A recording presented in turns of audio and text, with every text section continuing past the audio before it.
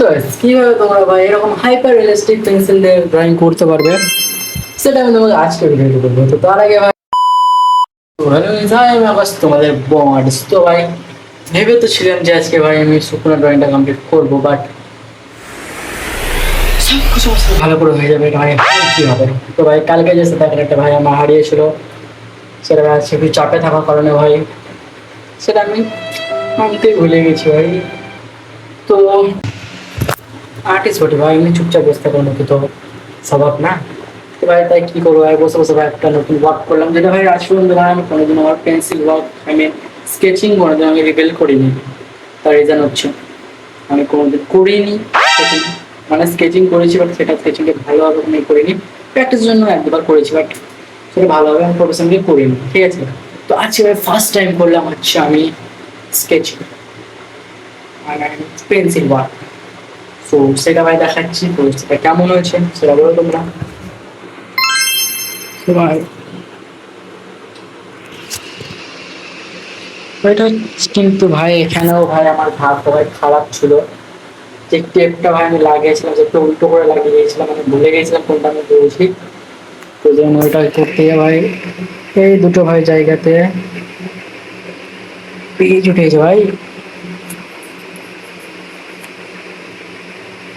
যেটা ভাই পুরো পেজ উঠে গেছে না ভাই, পুরোপুরি বাজে লাগছে। বাট দূর থেকে অত কিছু বোঝা যাচ্ছে না, মানে দূর থেকে ঠিকই লাগছে যে কোনো কিছু হয়নি, বাট ইন রিয়ালিটি এই জায়গাটা পুরো বাজে লাগছে।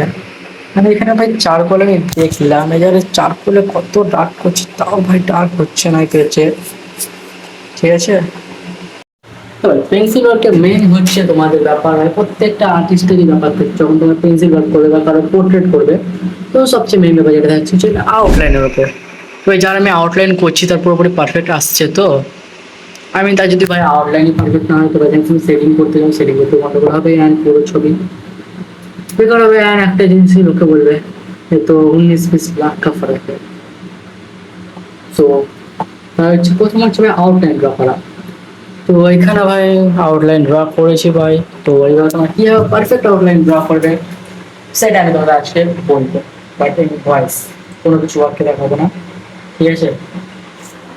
ফার্স্ট তোমরা এখানে ভালো করে দেখো যে এখানকার ফটো যেটা আছে আমার, ওকে।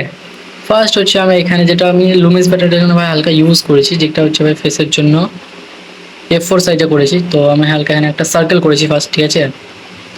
সার্কেল করার পর ভাই এখান থেকে এই শেপ যেটা আছে এই শেপটা আমি নিয়ে এসে সার্কেল করেছি, এর জন্য একটা সার্কেল আমি মিনিমাম সার্কেল করেছি, ওকে সার্কেলের উপর ডিপেন্ডেন্ট।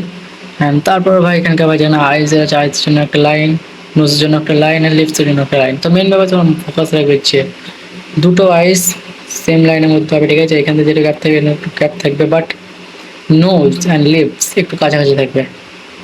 আইসের অত বেশি কাছাকাছি নোজ করতে হবে না, ছবিটা বিগড়ে যাবে। আইসের থেকে একটু দূরে নোজ রাখার চেষ্টা করবে, এরকম একটা ডিফারেন্স, ঠিক আছে ভাই। তখন যে তোমার নোজ আসবে ভাই প্রত্যেকটা ছবি দেখো ভাই, ওকে। দেন তারপর তোমার মেইন ব্যাপার আসছে ভাই, যে কোনো ড্রয়িং করো বা পোর্ট্রেট করো সব কিছুর একটা মেইন হচ্ছে যেটা তোমার ছবিকে পুরো রিয়েলিস্টিক বানায়, সেটা হচ্ছে আইস। কারণ ভাই প্রথমে যখন কেউ তোমার পোর্ট্রেট দেখবে তখন প্রথমে যখন তার চোখগুলো সবাই ভাই চোখ যাবে চোখের উপর, যখন তোমার চোখে ঠিক করে ভাই হবে না তখন ভাই কে দেখবে ভাই ছবি। এখানে ভাই আমার চোখ ঠিক আছে, তার জন্য আমি প্রথম ফোকাস চোখে যাবে, তার জন্য ভাই ছবিটা আমি দেখতে ভালো লাগছে। চোখ নিয়ে যদি আমি গন্ডগোল করে দিতাম তাহলে ভাই এটা ওরকম আসতো না ছবি। And তারপরে ভাই আসছে নেক্সট পার্ট যেটা হচ্ছে তোমার সেটিং। সেটিং এর ক্ষেত্রে কি আছে, সেটিং এর ক্ষেত্রে তিনটে জিনিস আমাদের দেখতে হবে, light tone, dark tone and mid tone.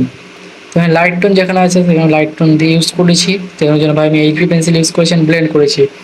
ব্লেন্ডিংয়ের জন্য ইউজ করেছি হচ্ছে আমি এখানে কটন, ঠিক আছে, কটন পেন্সিলগুলো আছে এগুলো, অ্যান্ড সাথে হচ্ছে ব্লেন্ডিং স্টাম্প 8B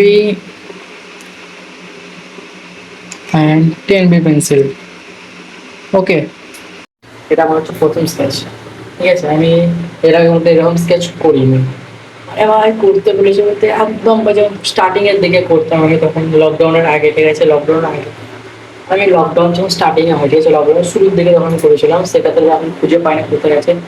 সেখানে আমি একটা স্নেকের ড্রয়িং করেছিলাম, একটা অ্যানিমে ড্রয়িং করেছিলাম, কিছু কিছু ড্রয়িং করেছিলাম, ঠিক আছে? তখন ভয় হালকা জুস উঠেছিল আমার, এসে যে ভাবলাম এরকম এরকম ড্রয়িং করবো, সে তখনই করেছিলাম।